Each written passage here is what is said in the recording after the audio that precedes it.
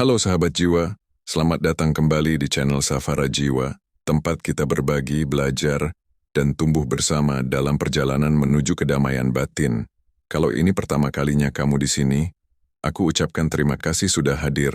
Percayalah, kehadiranmu di sini bukan suatu kebetulan, tapi ada sesuatu di dalam dirimu yang membawamu ke sini.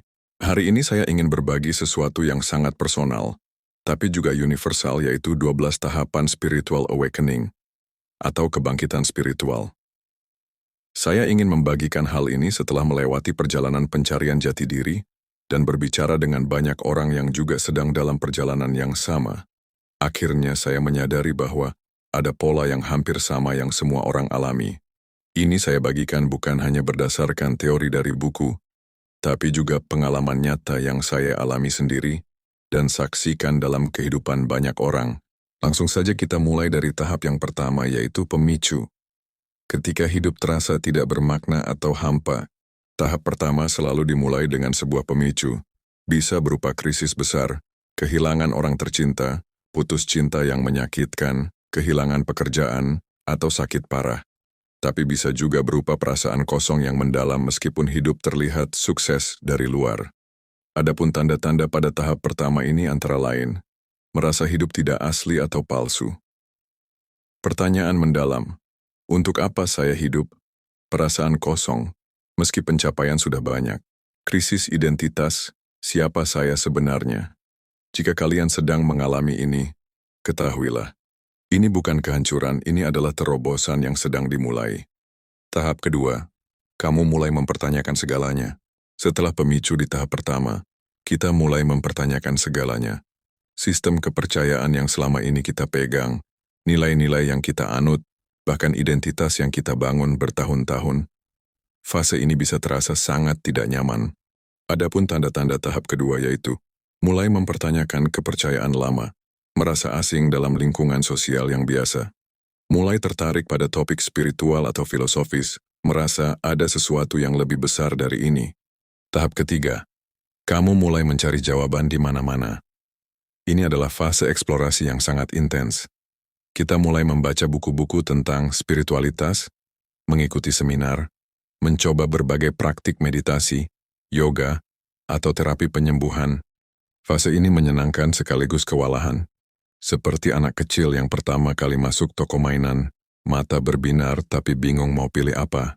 Tanda-tanda tahap ketiga, sangat haus mencari informasi spiritual, mencoba berbagai praktik dan terapi, merasa bersemangat tapi juga kewalahan. Mulai bertemu dengan komunitas spiritual. Tips, jangan terburu-buru. Jelajahi dengan rasa ingin tahu, bukan dengan putus asa. Tahap keempat, pembersihan emosional. Ketika kehidupan terasa semakin berat, kamu mungkin bertanya, kenapa semakin rajin bermeditasi, hidup justru terasa makin kacau? Ini adalah fase kritis dalam perjalanan spiritual, saat semua emosi terpendam, trauma lama, dan pola destruktif yang selama ini tersembunyi mulai naik ke permukaan untuk dibersihkan. Apa yang terjadi? Saya menyebut fase ini sebagai detox emosional, atau malam gelap jiwa, atau yang lebih umum disebut sebagai Dark Night of the Soul versi awal. Tiba-tiba, Anda mungkin menangis tanpa alasan jelas, marah karena hal sepele, merasa depresi atau cemas tanpa pemicu spesifik. Bukankah meditasi seharusnya bikin tenang? Kok malah seperti ini? Sebenarnya meditasi tidak menciptakan kekacauan. Ia hanya mengungkap kekacauan yang sudah lama ada tapi terabaikan. Seperti membuka laci berantakan, semuanya harus dikeluarkan dulu sebelum bisa dirapikan. Tanda-tanda tahap pembersihan. Emosi lama, sedih, takut, dendam, muncul tiba-tiba. Hubungan terasa tegang atau bahkan berakhir. Gejala fisik, lelah, pusing atau seperti flu. Mimpi sangat vivid atau aneh. Untuk melewati tahap keempat ini, Anda bisa menerapkan beberapa teknik grounding yang efektif untuk menstabilkan diri. Pertama, cobalah bernapas dalam-dalam. Tarik napas perlahan melalui hidung, tahan sejenak, lalu hembuskan napas secara perlahan. Teknik ini membantu menenangkan sistem saraf Anda. Kedua, libatkan indera peraba Anda dengan menyentuh benda nyata. Peganglah batu, kain, atau benda apapun yang terasa menghubungkan Anda dengan momen saat ini. Ini akan membantu mengalihkan fokus dari pikiran yang mengganggu. Ketiga, manfaatkan kekuatan alam dengan berjalan kaki di alam terbuka. Rasakan pijakan tanah di bawah kaki Anda, dengarkan suara angin yang menenangkan, dan hirup udara segar. Pengalaman sensorik ini bisa sangat membantu Anda merasa lebih hadir dan tenang. Selain itu, teknik grounding lain yang seringkali membantu di tahap ini adalah aturan 5-4-3-2-1. Sebutkan 5 hal yang bisa Anda lihat, 4 hal yang bisa Anda rasakan, 3 hal yang bisa Anda dengar, 2 hal yang bisa Anda cium, dan 1 hal yang bisa Anda rasakan. Teknik ini secara aktif mengarahkan perhatian Anda pada lingkungan sekitar, menjauhkan Anda dari pikiran negatif, dan membantu Anda kembali ke saat ini. Seringkali kita bingung, apakah yang sedang kita alami ini healing crisis atau masalah kesehatan mental? Bagaimana membedakannya? Fenomena healing crisis ditandai dengan gejala sementara yang biasanya berlangsung beberapa hari hingga minggu, seringkali disertai luapan emosi yang terasa seperti pembersihan dan diikuti oleh perasaan lega atau pencerahan. Ini berbeda dengan masalah kesehatan mental yang gejalanya menetap lebih dari 2 minggu. Mengganggu fungsi sehari-hari seperti tidur, makan, dan kerja, serta dapat menimbulkan pikiran untuk menyakiti diri sendiri atau bunuh diri. Kapan harus mencari bantuan profesional? Anda sebaiknya mencari bantuan profesional jika emosi terasa terlalu berat dan tak tertahankan, muncul pikiran untuk melukai diri sendiri atau orang lain, atau Anda tidak bisa lagi menjalani aktivitas normal sehari-hari. Masuk ke tahap yang kelima, yaitu merangkul kesendirian. Hadiah dari tahap pembersihan diri. Seiring dengan proses pembersihan diri, kita mungkin mulai merasakan keterputusan dari lingkungan lama. Teman-teman yang dulu dekat mungkin tidak memahami perubahan yang kita alami, dan keluarga bahkan bisa merasa khawatir dengan apa yang mereka anggap sebagai obsesi spiritual kita. Fase ini memang bisa terasa sangat sepi secara sosial, namun anehnya, justru disinilah kita mulai merasakan koneksi mendalam dengan diri sendiri untuk pertama kalinya. Tanda-tanda bahwa Anda sedang berada di tahap 5 ini yaitu merasa terputus dari lingkaran sosial lama Anda, lebih menikmati waktu sendirian, mulai selektif dalam memilih aktivitas dan orang-orang yang ingin Anda temui, dan suara hati Anda mulai terdengar lebih jelas. Ingatlah, menyendiri bukanlah hukuman, melainkan sebuah hadiah. Dalam keheningan seringkali kebijaksanaan sejati mulai berbicara. Tahap 6. Kebangkitan, momen pencerahan. Ya ampun, sekarang saya mengerti. Ini dia momen yang kita semua nanti-nantikan, pengalaman kebangkitan yang sesungguhnya. Tiba-tiba, seperti ada tombol yang menyala, kita mengerti semuanya. Kita mulai melihat keterkaitan antara semua hal dan merasakan kesatuan yang mendalam dengan alam semesta. Momen ini bisa datang kapan saja. Mungkin saat meditasi, ketika sedang berada di alam, saat melakukan aktivitas sehari-hari, atau bahkan di tengah kesedihan. Tidak ada rumus pasti kapan dan bagaimana itu akan terjadi. Tanda-tanda bahwa Anda sedang berada di tahap ke-6 ini yaitu pemahaman mendadak tentang hakikat kenyataan, perasaan kesatuan atau persatuan yang mendalam, hilangnya batas-batas ego, dan rasa kasih sayang yang luar biasa terhadap segalanya. Momen ini adalah rasa sejati dari kehadiran. Tapi ingat ya, ini barulah awal dari perjalanan Anda, bukan akhir. Tahap 7, bulan madu, euforia spiritual. Setelah mengalami kebangkitan spiritual, biasanya kita akan memasuki fase bulan madu. Rasanya seperti sudah berhasil mencapai pencerahan. Ada euforia, kebahagiaan yang meluap, dan perasaan seolah sudah mengerti segalanya. Fase ini memang indah, tapi juga menyimpan bahaya. Ego bisa membajak pengalaman ini, membuat kita merasa lebih tinggi atau lebih istimewa dibanding orang lain. Dulu saat di fase ini saya pun merasa jadi orang terpilih, bahkan sampai mengasihani orang-orang yang belum sadar. Saya bahkan sempat kesal dengan mereka yang masih terperangkap dalam ilusi duniawi. Namun, Alam semesta selalu punya cara untuk merendahkan hati kita. Euforia ini tidak akan bertahan selamanya, dan justru itulah berkahnya. Tanda-tanda bahwa Anda sedang berada di tahap 7 yaitu merasa lebih unggul secara spiritual, muncul keinginan untuk menyelamatkan atau mencerahkan semua orang, mengalami euforia atau kebahagiaan berlebihan, merasa seolah perjalanan sudah selesai. Nikmati saja fase bulan madu ini. Tapi jangan sampai terlalu terikat. Ingatlah, pekerjaan spiritual yang sesungguhnya baru saja dimulai. Tahap 8. Jatuh. Kembali ke bumi. Kemana perginya perasaan itu? Apa yang naik pasti akan turun. Setelah merasakan puncak kebahagiaan dan euforia spiritual, biasanya kita akan memasuki fase jatuh. Rasanya seperti kehilangan koneksi yang begitu kuat itu, seolah terputus dari energi yang sebelumnya terasa mengangkat. Keraguan mulai menyusup. Apakah pengalaman itu nyata? Atau jangan-jangan aku hanya membayangkan semuanya? Fase ini memang sangat menantang dan benar-benar menguji keyakinan kita. Penting untuk diingat, kebangkitan spiritual bukanlah kondisi kebahagiaan yang abadi. Kebangkitan sebenarnya adalah kesadaran, sebuah proses yang perlu terus-menerus dipraktikkan setiap hari, dalam setiap situasi. Mengapa fase kejatuhan itu normal? Banyak orang yang mengalami fase ini merasa gagal atau menganggap spiritualitas mereka gagal. Padahal, kejatuhan ini sangat alami dan bahkan diperlukan. Ini adalah bagian esensial dari pertumbuhan dan pencapaian spiritual yang sehat. Seringkali, tanpa sadar kita melakukan spiritual bypassing, yaitu menghindari atau menekan perasaan tidak nyaman dengan memaksakan diri untuk selalu positif, atau percaya bahwa kita harus selalu bahagia dan nyaman. Namun, kenyataannya, proses spiritual ini adalah tentang menerima seluruh spektrum emosi, termasuk rasa sakit dan keraguan. Fase kejatuhan ini mengajarkan kita bahwa spiritualitas bukanlah soal mencapai status sempurna, melainkan tentang keberanian untuk menghadapi realitas, termasuk keraguan dan kelemahan kita sendiri. Tanda-tanda bahwa Anda sedang berada di tahap 8 yaitu kehilangan koneksi spiritual. Kamu merasa terputus dari perasaan euforia atau energi spiritual yang sebelumnya sangat terasa.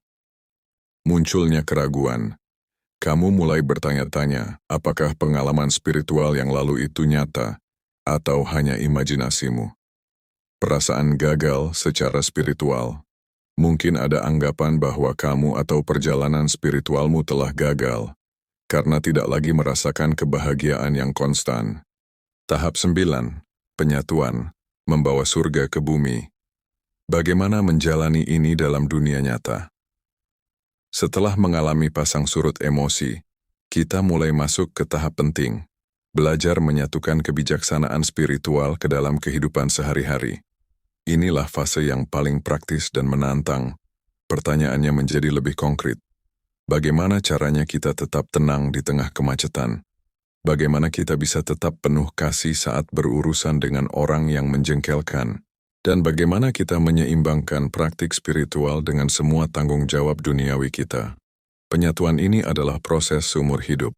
Kita belajar bagaimana menjadi meditasi berjalan, mengubah setiap momen menjadi praktik spiritual, praktik self-compassion saat menghadapi rasa gagal. Ketika kita merasa gagal atau mengalami kemunduran, saatnya untuk menerapkan kasih sayang pada diri sendiri. Self-compassion. Jangan keras pada diri sendiri, karena ini adalah bagian alami dari proses belajar dan tumbuh. Coba bisikan pada dirimu sendiri. Ini adalah bagian dari perjalanan. Aku belajar dari pengalaman ini.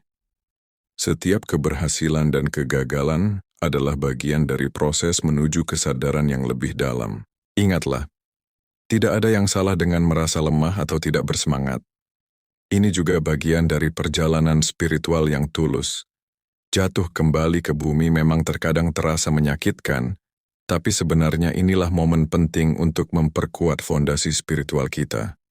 Semakin kita mengakui dan menerima setiap fase, termasuk kejatuhan, maka kita semakin dalam memahami bahwa Spiritualitas adalah latihan panjang, bukan pencapaian instan.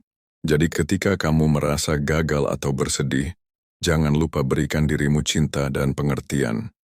Karena di balik setiap kejatuhan, ada pelajaran berharga yang menunggu untuk kita temukan. Tanda-tanda bahwa Anda sedang berada di tahap 9 yaitu berjuang menyeimbangkan kehidupan spiritual dengan tuntutan praktis. Mungkin masih tidak konsisten dalam perilaku spiritual sehari-hari. Belajar menjadi spiritual dalam aktivitas biasa, bukan hanya saat praktik formal. Berusaha mengembangkan praktik spiritual yang berkelanjutan dan terintegrasi. Penyatuan adalah ujian sesungguhnya dari kebangkitan. Bukan seberapa tenang kita saat bermeditasi, tapi seberapa tenang kita saat berada di bawah tekanan. Tahap 10. Pelayanan, berbagi cahaya. Saya harus berbagi ini. Seiring dengan proses penyatuan diri, akan muncul keinginan yang alami untuk melayani orang lain. Ini bukan lagi soal ego yang ingin diakui sebagai guru, melainkan sebuah dorongan dari kasih sayang murni untuk membantu mereka yang sedang berjuang. Kita mulai memahami bahwa kebangkitan spiritual bukanlah sekadar pencapaian pribadi, tapi sebuah anugerah yang harus dibagikan. Kita mulai melihat penderitaan orang lain sebagai bagian dari penderitaan kita sendiri. Tanda-tanda bahwa Anda sedang di tahap 10 yaitu munculnya keinginan alami untuk membantu orang lain. Orang-orang jadi tertarik untuk berbagi masalah dan curhat padamu. Kamu mulai mencari cara untuk melayani komunitas. Ada pemahaman yang mendalam bahwa kebangkitan ini adalah untuk semua orang, bukan hanya untuk dirimu. Pelayanan adalah ekspresi dari kasih. Ketika kita benar-benar terbangun, kita tidak bisa lagi tidak peduli dengan penderitaan orang lain. Tahap 11, penguasaan. Ini sudah jadi alami. Ini sudah jadi bagian dari diriku. Setelah bertahun-tahun berlatih dan menyatukan semua pelajaran, kebangkitan spiritual ini mulai terasa alami. Bukan berarti kita tidak pernah emosi atau tidak pernah menghadapi kesulitan. Tapi cara kita merespons tantangan hidup sudah berubah total. Kita mulai hidup dari kedamaian batin yang stabil. Kebahagiaan kita tidak lagi bergantung pada hal-hal di luar diri. Kita benar-benar mulai mewujudkan kebijaksanaan yang selama ini kita pelajari. Tanda-tanda kamu berada di tahap 11 yaitu ada kedamaian batin yang stabil. Respons bijaksana muncul secara otomatis. Kasih sayang terasa mudah untuk diberikan. Hidup dari diri yang asli dan otentik. Penguasaan itu bukan berarti sempurna, ya. Penguasaan adalah keanggunan dalam ketidaksempurnaan. Tahap 12. Perwujudan menjadi kasih itu sendiri. Aku adalah apa yang selama ini kucari. Nah, tahap terakhir ini adalah perwujudan penuh dari sifat sejati kita. Kita tidak lagi melakukan spiritualitas, tapi kita menjadi spiritualitas itu sendiri. Kita tidak lagi mempraktikkan kasih, tapi kita menjadi kasih. Ini bukan tujuan akhir, karena pertumbuhan spiritual itu memang tidak ada batasnya. Tapi, ini adalah titik stabilisasi di mana kita memahami bahwa kita sudah adalah apa yang selama ini kita cari. Kita tidak perlu jadi lebih spiritual. Kita memang sudah spiritual secara alami. Di fase ini hidup terasa seperti tarian yang mengalir. Kita ikut arus kehidupan, alih-alih melawannya. Kita bisa melihat keindahan di segala hal. Bahkan dalam penderitaan, kita mengerti bahwa setiap pengalaman adalah hadiah untuk pertumbuhan kita. Kita ikut arus kehidupan, alih-alih melawannya. Kita bisa melihat keindahan di segala hal. Bahkan dalam penderitaan, kita mengerti bahwa setiap pengalaman adalah hadiah untuk pertumbuhan kita. Sahabat jiwa, setelah berbagi 12 tahapan ini, ada beberapa hal penting yang ingin saya sampaikan antara lain. Tidak. Ada jadwal pasti. Setiap orang punya kecepatan yang berbeda. Jangan bandingkan perjalananmu dengan orang lain. Ada yang bisa melewati semua tahapan dalam beberapa tahun, ada yang butuh puluhan tahun. Keduanya sempurna. Tahapan ini tidak selalu berurutan. Kita bisa bolak-balik antar tahapan. Kita bisa kembali ke tahap sebelumnya saat ada tantangan hidup. Ini normal dan sehat. Setiap tahapan punya hadiahnya. Bahkan tahapan yang menyakitkan seperti pembersihan atau kejatuhan punya pelajaran berharga. Jangan terburu-buru melewatinya. Kesabaran adalah kunci. Kebangkitan spiritual itu maraton, bukan lari cepat. Bersabarlah dengan dirimu sendiri. Percayai prosesnya. Komunitas. Itu penting. Cari komunitas yang mendukung. Perjalanan ini kadang terasa sepi, tapi kamu tidak sendirian. Ada jutaan jiwa lain yang sedang dalam perjalanan yang sama. Tetap membumi. Kebangkitan spiritual bukan tentang melarikan diri dari dunia, tapi tentang terlibat penuh dengan dunia dari tempat kebijaksanaan. Untuk kalian yang mengenali dirimu dalam tahapan-tahapan ini, ketahuilah bahwa kalian sedang dalam perjalanan paling indah dan bermakna dalam hidup. Ini adalah perjalanan kembali ke diri sejati kalian. Untuk kalian yang belum mulai, tapi merasa ada panggilan untuk memulai, percayai panggilan itu. Jiwa kalian siap untuk berkembang. Untuk kalian yang sudah maju dalam perjalanan ini, ingatlah untuk sayang pada diri sendiri dan orang lain yang masih berjuang. Kita semua sedang saling mengantarkan pulang.